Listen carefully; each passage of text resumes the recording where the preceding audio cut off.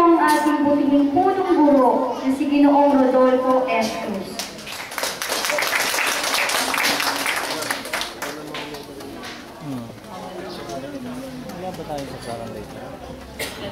Magandang umaga po ulit sa lahat ng mga magulang, nag-iis ang kanilang mga anak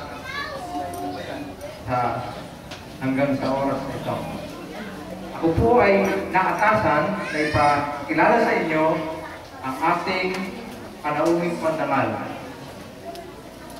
Siya po ay naninirahan dito sa numero 26 Pausta Village, Tabing Ilog, Marilao, Bulacan.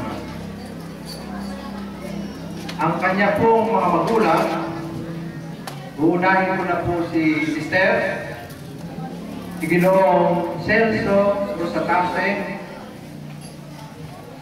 at ang kanyang butihing ina ay si Maria Concepcion Rosatase. Siya po isinilang noong buwan ng Enero, ika-6, taong 1984. Alam na alam po niya ang ating paaralan. Sapagkat siya po'y nagtapos dito, at tulad din po ni Iris, sa Lutotorian, kaya nakaupo dyan sa lugar na yan. At matapos ang kanyang elementary, siya ay pong nakatapos sa high school sa paaralan ng St. Michael School of Marilao noong 1997 hanggang 2001. Matapos ang kanyang mataas na paaralan high school, siya po ay nag-aral sa Bulacan State University mula po noong taong Hunyo 2001, April 2005 na may kursong Bachelor of Science in Mathematics, major in Computer Science. Ang ating po panahuhin ay isang pag-aaral na malawak kanyang pananaw noong po ngayon ay nagtatrabaho sa F.F. Cruz and Company, isa pong kumpanya na gumagawa ng mga construction roads, building, surveying, and mapping companies. At siya po ay isang senior GIS programmer doon. At papahapyawan ko po ang kanyang mga trainings and seminars. Hindi lang po rin kanina yung kanyang seminars, ay umabot ng 18 mga pag-attend sa mga seminars. Ang babasahin ko po ay yung huling tatlo niyang inatenan. Ito po ay yung HTML with CSS and JavaScript May 2012. Lahat po ito ay tungkol sa makabago natin ngayong gamit, yung mga pong information technology, yung po ang nakaharap sa mga computer. Ang huli po ay 2013 Philippine S-Way GIS Users Conference. Tumagal po ito ng Enero 2022 nitong taon na ito. Ang pinakahuli po ay yung ASP.NET 3.5 Fundamentals using C# February 4 to March 4. Ang mga termino pong binanggit ko, makabagong termino po ito. At mamaya po, maipapaliwanag sa atin sa pagsasalita ng bata. Sa kanyang bagong katungkulan ngayon, siya ay namumuno at tinitingnan niya yung kanyang matauhan upang iayos ang mga application at systems ng kanilang mga kliyente. Mayroon siyang matatag na karanasan sa mga larangan ng geographic database and application system development. Magaling po siya sa project requirement studies. Magaling din po siya sa system analysis and design. Applications development. At siya po ay totoong napakagaling sa ganito mga programa. Nabanggitin ko po ang ilan sa mga software. Una po ay yung JavaScript, VB.net, ASP.net, HTML, Visual Basic, at ang huli, SQL Server. Ito po mga termino na ito, ito po ay nasa panahon natin ngayon. Kayong mga kabataan, nararanasan ninyo ito. Mga kaibigan, kapulang,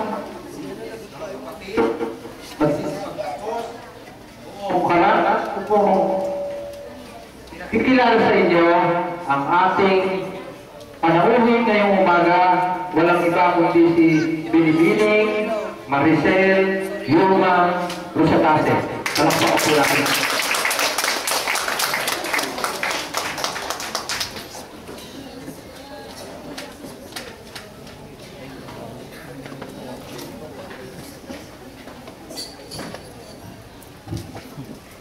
Salamat po sa ating pong guro na si Mr. Rodolfo Cruz. To the administrators of this school, to our principal, to our guests, Consejal Diaz and Miss Irma Silones, and to our guests, Miss Lourdes Villena, and to our parents and teachers, and to the new graduating students. Ladies and gentlemen, good morning. Kanina po, yung pagpasok po dito sa school na to,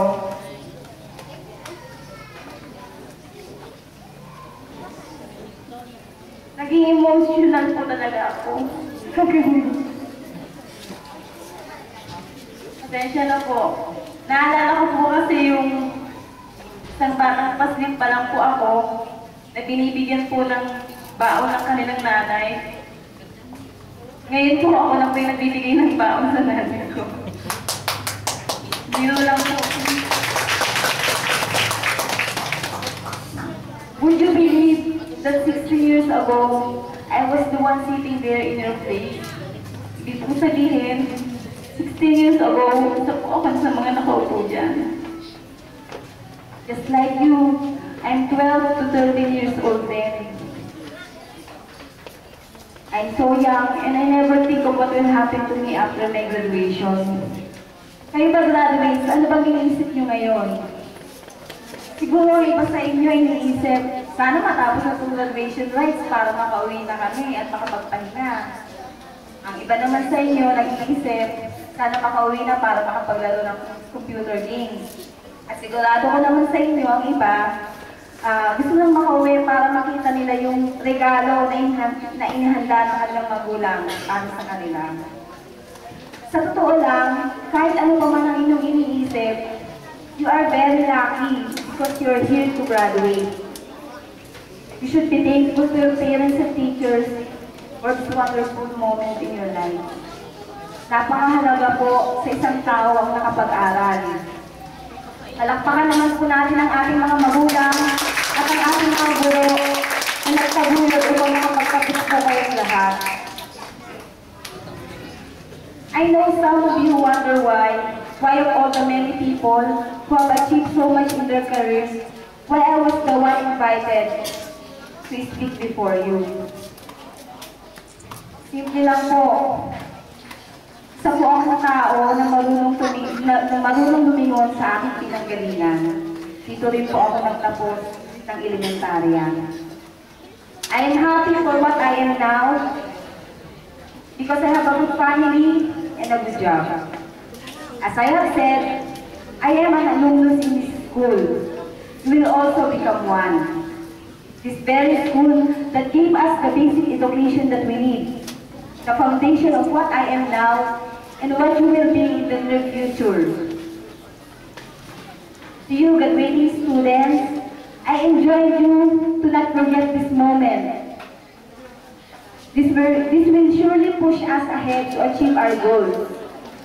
Let us always remember the lessons that we have learned from this school. Sa tabing ilog man tayo nanggaling, sa syudad naman, tayo ang magaling. Naiintindihan niyo ba, graduates, ang gusto kong ipahiwati? Ibig ko lang sabihin, sa tabing ilog elementary school man tayo nagtapos, paglabas natin dito, tayo ay magaling pa rin. Pwede ba natin ulitin? Sa tabing ilog man tayo nagtapos, nanggaling, sa syudad naman tayo ay magaling. Sa tabing ilog man tayo ay nanggaling, sa syudad naman tayo ay magaling. Thank you, graduates. Before I end my speech, I would like you to remember these values. Una po, put God first and everything will be alright. Pangalawa, respect your parents for they know what's right and what's wrong for us. Panghuli, strive hard and be committed to our goals and dreams. Again, I congratulate you for this achievement. Go on and achieve more. Thank you very much.